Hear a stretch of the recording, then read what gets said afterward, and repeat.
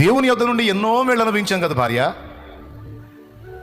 దేవుడి దగ్గర ఎన్నో మేళ్ళు అనుభవించాము, కొద్ది కీడు అనుమతించాడు, సహించతగమా? అనుమతించిన వాడే తిరిగి చూడండి.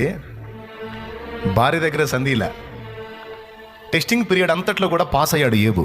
మీరు గమనించారో లేదో, టెస్టింగ్ పీరియడ్ అంతా కూడా 2 అధ్యాయాల్లోనే జరిగిపోయింది. ఏబు గ్రంథం 1వ అధ్యాయం 2వ అధ్యాయం. ఇక 3వ అధ్యాయం నుంచి దాని గురించిన విశ్లేషణ ఫ్రెండ్స్తో డిస్కషన్ జరిగింది. అది 40 అధ్యాయాలకు సాగింది. 40 అధ్యాయాల కంటే 40 అధ్యాయాలు 7 వరకు సాగింది. 36 నుంచి 37 వరకు సాగింది. అక్కడ నుంచి దేవుడు ఎంటర్ అవుతాడు. దేవుడు ఎంటర్ అయ్యి ఇక 38, 39, 40, 41. ఆయనేమో సైతాన్ దగ్గర చోటీలా. ఎవరికి? సైతాన్ చోటీలా ఏబు గురించి. ఏబు దగ్గర ఉన్న వంకర్లేదో దేవుడికి తెలుసు, కానీ ఏబు వంకర్లను గురించి సాతాను ముందు మాట్లాడలా. నా సేవకుడైన ఏబు సంగతి ఆలోచించితివా?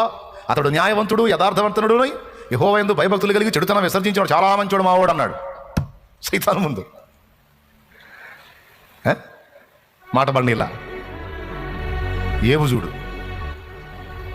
అదే సైతాను గాడు ఏబు భార్యలు. ఇప్పుడు దేవునితో వాడి శపథం ఏంది? నీ ముఖం ఎదుట దూషించి నిన్ను విడిచిపోవాలి. స్తోత్రం. దేవునితో ఏమన్నాడు వాడు? ఏబు ఊరకనే నీతిమంతుడు ఆయన, అతన్ని కలిగిన సమస్త నువ్వు ఆశీర్వదించడం చేతనే అతను నీకు భజన చేస్తున్నాడు. అతను కలిగినంత ఒక దెబ్బలో నువ్వు తీసివేయగలిగితే నీ ముఖం ఎదుటని నిన్ను దూషించి వెళ్ళిపోతాడు, నిన్ను విసర్జిస్తాడు. నీ వల్ల కాదన్నాడు. నీ దమ్ముంటే పో, చేతనం చేసుకోపో. ఏబు మాత్రం నన్ను వదలడు.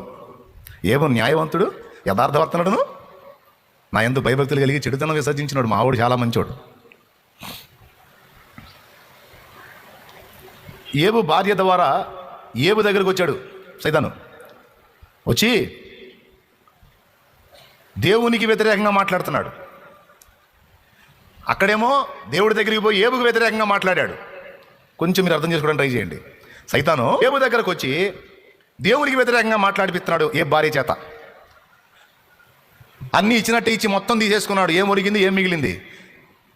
చివరికి ఎందుకు పనికి రాకుండా రోగిష్టోడు పోయి ఒళ్ళంతా కుళ్ళ పెట్టుకొని మళ్ళీ భజన చేస్తున్న బుద్ధి లేకుండా దేవుణ్ణి దూషించి చావు. అప్పుడు ఏమేమన్నాడు తెలుసా?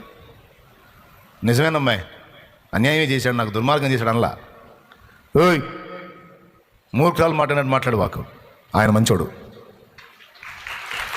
దేవుడు భక్తుడు వాళ్ళ మనసులు చూడండి. స్తోత్రం.